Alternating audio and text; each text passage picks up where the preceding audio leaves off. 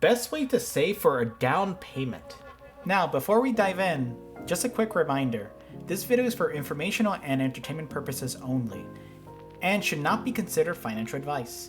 Our full disclaimer is shown here and on our website. Hello everyone, and welcome to another episode of Finance with Anthony. So today we're going to be looking at a few additional stories here on the personal finance, subreddit. And the main topics we're going to be covering today is one, hey, I just got divorced, what do I do?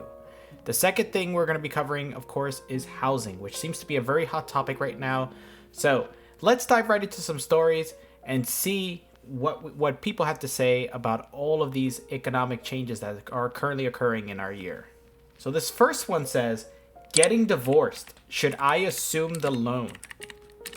Looking for some advice. I have an 1,800 square foot, 3-bedroom, 2.5 bath, new construction townhome that we just purchased together 3 years ago on a 15-year, 2.2%, and we have around $150K in equity. My soon-to-be ex has no interest in the place, but I can assume the loan for closing costs, and I do like the size of the house and location in the suburbs. The monthly cost is $3,200 all in, and I make $140K a year. I can scrape together the $75K to buy out her equity, but I wouldn't have much cash left after that. Thoughts? So, this is a very interesting situation overall, but just looking at this objectively, I would say this is probably an amazing deal. Overall, you're not going to find a home that is, at 2.2%, value right now. Like in terms of like interest rates, 2.2% is crazy low. So if I were in your shoes right now, I would actually buy out her equity, which, as you said, is like roughly 75K. Buy that out. But then the immediate thing you need to do is once you actually, exhaust all your savings, is you're going to have to start to build up your, I would say your emergency fund. That's probably the next thing you're going to have to build back up, because 75K is a lot to lose. You'll have to build back up to the, to the usual 6 to 12 months. So once you actually buy out the home, it's fully in your name, then you're going to have to start building up the equity once more.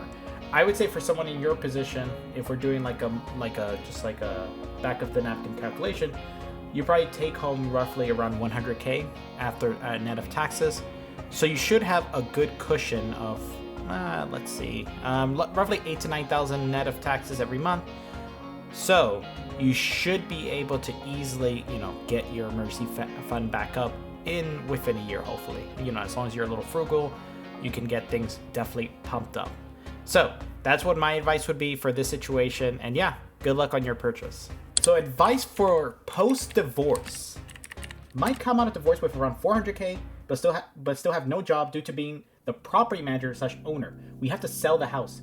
39, and we'll get hopefully 50-50 custody of my son. I'm at the point where I'm okay with living at parents while the 300K plus matures for a few years in a high yield savings account, or it goes to the S&P 500.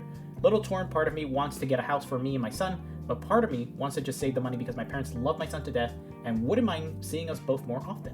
I guess which would be more financially sound after I land a job? Save like crazy, add to the 400K to get to the 1 million mark so it makes 60K a year, or house, and what is left over to rebuild retirement. So this is a very complicated question overall. So I would say once you sell a house, the first thing you need to think about is if you do plan to buy a house, there's something called a 1031 exchange, where if you actually go, invest the proceeds into another house, within 2 years, you can actually get that, those gains tax-free. So that could actually save you some money if you do decide to buy a house quickly. You don't have to decide right away, because you do have roughly 2 years to actually make this decision. But take your time, live with your parents and with your son, see like how the dynamics are. Is it a good space? Maybe, of course, it should be, especially if you have a kind family. But definitely at one point you probably will need to move out of your parents' place, because you're going to need your own space, not just for yourself, but for your son as well. Especially if you decide to move on and gain a new relationship. All of these things are going to be important factors, when you have your own space. So overall, I would say if you do have the opportunity to do that, roll the funds over to another home, tax-free, as long as you elect in 1031 exchange. The second thing is, if you do want to diversify things a little bit, you can actually take the hit on the portion you don't spend on the house, on a new house or another house, and you could put that into two different things. You can put a portion into a high yield savings account, let it grow for a bit, and then the other portion, you could take a piece of it and just invest it in the S&P 500. Kind of see how it kind of goes. Do you like it? Do you enjoy investing in these kinds of funds? There's plenty of funds out there, not just the S&P 500, but there are funds that track, all the stocks out there. Definitely research the funds that more resonate with you. And sometimes you don't even need to look at the stocks as well. You could even do like REITs, real estate investment trusts as well, which focus solely on investing in rental properties, getting income from those kinds of sources. So there's definitely a lot of variety out there for you to invest in. So hopefully this helps. And yeah, let's move on to the next one. Are prepaid funeral or funeral insurance a good idea? My aunt recently passed away. She had taken out a prepaid funeral insurance policy. It was basically a way to plan the funeral and pay into it monthly. Once it's paid for, the policy is there, and when you pass, it pays for the services selected from what they said. It also locks in the price of the funeral. Is this something most people should look into? When she passed, that paid part of the funeral and someone had to pay for the rest while waiting for the death certificates and life insurance payments. Would having one of these policies just make things easier? I couldn't tell how it would be a waste of money other than that if the costs were inflated. And let's not get into the whole you're not earning interest on that money. So I'm gonna be transparent here. I would say most people don't really get this, like funeral costs in most cases. So yeah, a funeral usually costs between $20,000 to $40,000. So most people won't get like an insurance specifically for funeral services, because just like you mentioned, most of the insurance policies will maybe inflate the price. Like they'll put like maybe one of the nicer caskets, for example. They'll put like the better plots of land, like all of these things. Not that I'm saying you shouldn't get these things, but they will make the premiums a little higher in order to accommodate the things that, based on the package you pick. So what my honest advice would be for you to get your most flexibility would be to actually get, just a life insurance policy. And you could just get a term life. Term life policies are usually relatively cheap. You can get sometimes like a $100K policy for like, I think it's like $100 or $200 a year. So it's not too much overall. So it's easy to bear, and and it gives you the flexibility for how you want to invest the proceeds of the life insurance. And the great thing about life insurance proceeds is that it is tax-free. So any proceeds you get through life insurance will not be taxed to the beneficiary. So it makes it a little bit easier overall, for those hard times when you do have, sadly, funeral costs, which can be a toll on the family, emotionally and mentally. So just knowing that, you have the security where you don't have to pay out of pocket will make the burden a little bit easier to bear.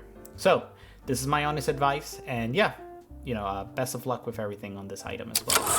Hello everyone, my name is Anthony and I'm the host of TheLostSanctuary. I hope you've been enjoying our content so far, and if you have, please feel free to like and subscribe. Also, we have our website up here, and we also have some socials down here, and as always, leave your comments down below.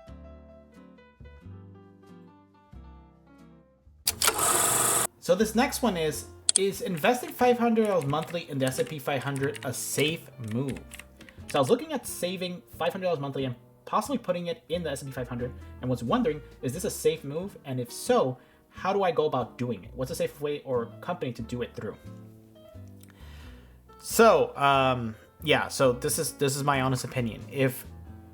It'll actually depend on what your financial goals are. So think of it this way.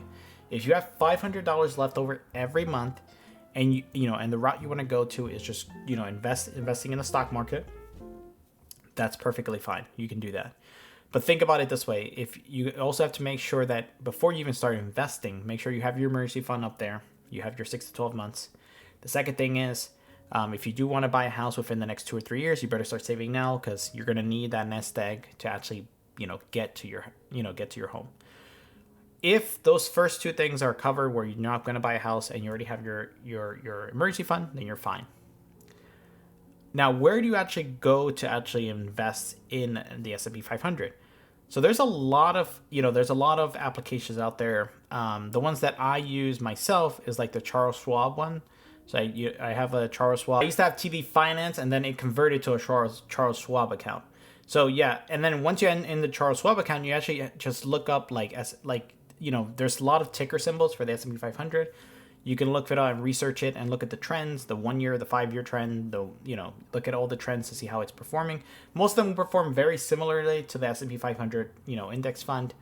So overall, you could definitely just buy it with one of these, through one of these trading services.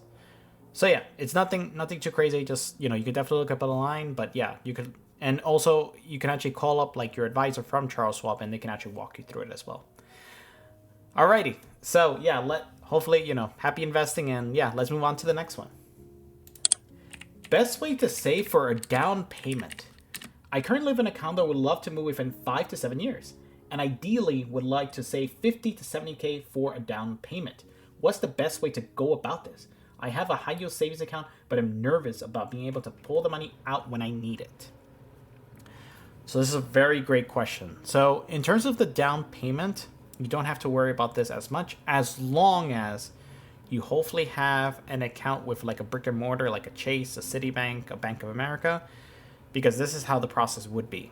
In order for you to actually make the down payment on the home, you actually have to do two things. First, you need to give something called an earnest money deposit, or EMD. And the earnest money deposit, you can actually do it through a check, or in most cases, what people prefer is you can actually do a wire transfer. Usually this will be for a certain percentage of the home's value, and it'll be like, I think it's like 2 to 5% depending on your down payment, and then you have to give this up front before you even close on the home. The second thing is, for the down payment, for that piece, you can actually usually get like a certified check in most cases. I would not recommend doing a wire, in most of the homes that I've closed on, it's a certified check. So, you have the funds in a brick or mortar bank. You go up, you could even do the day of, specify the amount that you need. They'll give you the certified check. You bring it to your closing, and then bam, you close on the house. However, one additional tip I will give is sometimes have your checkbook with you if you ever do close on a house, because sometimes there'll be like little discrepancies here and there that, like there was like one of the lines maybe off slightly. So it's always good to have like personal checks from your bank, and then write these off for like smaller amounts so you can actually finish the closing with no hassles. It's happened to be funny enough on like, I think when I got my first place, there was an amount that was missing because the bank miscalculated, like for the taxes I think it was, and I actually had to run to my bank and actually get like more funds through a check, and it was a horrible deal. So yeah, so just make sure you also bring your personal checkbook as well whenever you do a closing on a house. So let's move on to the next one. Really confused on what to do. Continue saving or do something else. Currently, wife and I have been saving big time these last few years with hopes of having enough saved for a house. When I mean enough saved, we currently have 175K in the bank. High yield savings account. Wow, that's a lot of money. So we will be having enough cushion after 20% down and up to 6% closing costs. This way, we have enough saved for not only a solid emergency fund afterwards, but extra to do any reservations early on or fix if needed. We believe we can aim for a 400K house, and again, want a solid cushion, so if we need to go over, we could. However, with the state of the economy and talks of an incoming recession, we still don't want to buy a house right now, and we'll be staying at our rental for another year. Should we keep saving to really have a solid fund, or is there something else we should be doing? We max out both our 401ks, and we won't even touch that. Plus, I will be putting a Roth IRA to also invest for our future. But the state of the economy has really been concerning us, and we just don't know what to do. So this is actually, a very legitimate concern that this user has. So I'm just gonna tell you my honest opinion. The biggest opportunity for you to invest is when no one else is investing. So in most cases, many people are just like you. They're afraid. They're saying that, hey, I could lose my job, God forbid. If I go into a house now, I could lose not just my job, my house, I could lose everything. The thing about that is that it does put a pedal on ourselves when we do this. And based on your sizable, savings, I would say you would still have a pretty sizable emergency fund if, God forbid, you did lose your job. I think the most important thing you need to think about is, do I have the funds now to buy my house? That's the first thing. The second thing is there a house on the market currently that I am just in love with? Because the thing about it is, once interest rates start going down, there's two things that are going to happen. The first thing that's going to happen is that housing prices will most likely, increase. And it's because of supply and demand. As the cost to actually finance a home goes down, the price is going to shoot up because there's going to be more demand for it. It's going to be more affordable. They're going to buy whatever inventory is on the market. And the thing is, just historically, inventory has been pretty low post-COVID. So there's just not a lot out there for us. So overall, that's going to make things even tougher once interest rates go down. The other thing is you're going to be competing with a lot of offers. There's going to be a lot of over asking price, just like it happened during COVID during the lower interest rates. It's even happening now when things are a little bit crazy. People are still like overbidding over the asking price. It's crazy. It's crazy even now. But it's not as crazy as it's going to get once, interest rates go down. So I would say if you do decide to wait for the full year, really keep up on like how interest rates are fluctuating, because that is going to impact your ability, not just your buying power, but your ability to even get a home. It's going to be becoming much more increasingly difficult, much more stressful. So sometimes it's better to invest in a period when things are a little bit unstable.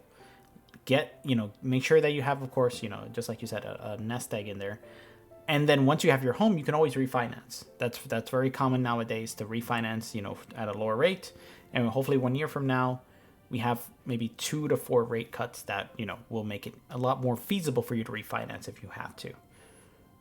And the other thing I would mention is that if you're okay with like, living with, in a multifamily where you have more than one unit, then that will also help you out just in case there is a, God forbid, an economic downturn, even worse than it is now. You at least have your rental income. And then if you can't find like, your trade job, like something you're working on right now, you can at least find the job to supplement your income enough until you can actually, find something back in your industry.